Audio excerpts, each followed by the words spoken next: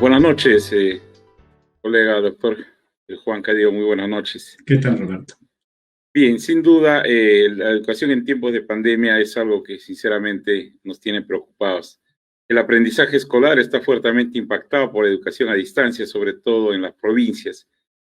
¿Qué medidas se implementaría en un gobierno de Perú Libre para encauzar el retorno a clases presenciales y sobre todo optimizar la educación a distancia, más aún en las zonas rurales donde precisamente hay una serie de carencias, doctor? Bueno, en primer lugar, tenemos que cumplir un conjunto de criterios de salud. Esos criterios de salud ya están establecidos. Hay un mapa epidemiológico que el Ministerio de Educación está manejando justamente en coordinación con el sector salud. Eso como primera medida. La segunda es que luego de cumplirse las condiciones de retorno, los, los padres de familia, los profesores tienen que ponerse de acuerdo, la comunidad educativa, si se debe regresar o no, porque debe ser voluntario. El tercer momento es que los profesores tienen que estar vacunados realmente para que no haya ningún inconveniente. Nosotros hemos propuesto también que aquellos niños o jóvenes que tengan comorbilidades tengan que ser vacunados porque es importante garantizar la inclusión. Luego de haber definido estos componentes más orientados a la parte médica, hay que considerar el retorno escolar bajo determinados modelos.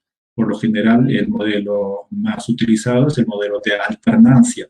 ¿En qué consiste este modelo de alternancia? Consiste en dividir el grupo de estudiantes en grupos más pequeños, donde un grupo asiste a la clase y al día siguiente asiste el otro. Entonces, lo que tendríamos es 4 días de asistencia para el maestro, un grupo sí, un grupo no, un grupo sí y un grupo no. Ahora, también respecto a la parte de la alternancia y para garantizar las condiciones de salubridad, es muy importante dar un pequeño presupuesto de tal forma de garantizar que determinados elementos de salud estén presentes, porque no vaya a ser que el Ministerio de Educación por lo general puede repartir de manera estandarizada algunos elementos como jabón, de repente algunas pastillas de cloro, también podría repartir alcohol. Pero, ¿qué pasa si es que el alcohol se acaba? Por lo general podemos tener una medida, entre comillas, o provisión de alcohol, por ejemplo, para que desinfectar determinados espacios y la mano de los estudiantes, pero puede darse en la condición de que el jabón se acabe o el alcohol se acabe. Entonces no va a ser que porque el jabón se acaba y el alcohol se acaba ya no va a haber clases. Eso es con un aspecto, vamos a ver, que no necesariamente implica lo pedagógico. Ahora pasamos a lo pedagógico. Cuando nosotros revisamos lo pedagógico, tenemos que tener en cuenta, por ejemplo, el aprendo en casa. Y este aprendo en casa tenemos que potenciarlo y tenemos que también que contextualizarlo. Y eso implica, pues, coordinar con las regiones de tal manera que haya también contenido adaptado a las regiones. El segundo elemento es utilizar los recursos tecnológicos en las zonas más alejadas donde se han repartido estos recursos, garantizar su uso. Ahora, ¿qué pasa estamos teniendo el aprendo en casa, tenemos los recursos, por ejemplo, de las tabletas también, que tenemos que utilizarlos efectivamente, pero ¿qué pasa con aquellos espacios donde de repente no han llegado las tabletas o no hay la posibilidad de determinados recursos? Y por lo tanto, nosotros tenemos que garantizar esto a través de diferentes tipos de pedagogía. Una de ellas puede ser el aula invertida.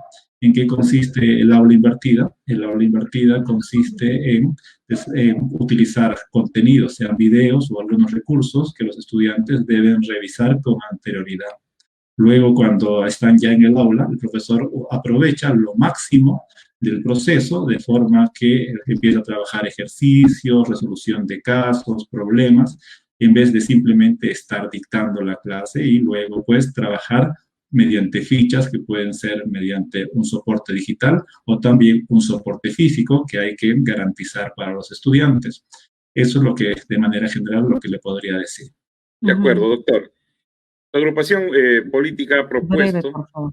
asignar el 10% del PBI nacional a educación y que este dinero lo recaudará revisando acuerdos con las transnacionales, bajar sueldo a parlamentarios, ministros, cobrar deudas existentes de la SUNAT. ¿En cuántos años cree que el país alcanzaría el porcentaje mencionado? Mira, es una pregunta complicada, porque no solo depende del Ministerio de Educación, sino también depende de las direcciones regionales. Tenemos que construir capacidades de gestión, en primer lugar, en el Ministerio de Educación. Ese proceso puede demorar algunos meses e incluso años. Recordemos que la cultura organizacional es un aspecto fundamental.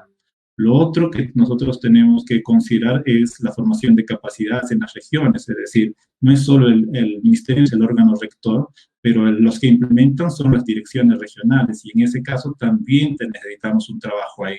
Puede ser que recién al finalizar el gobierno de Perú Libre, recién estemos en la capacidad de absorber ese 10%. Muchísimas gracias. Doy paso a los colegas. Gracias.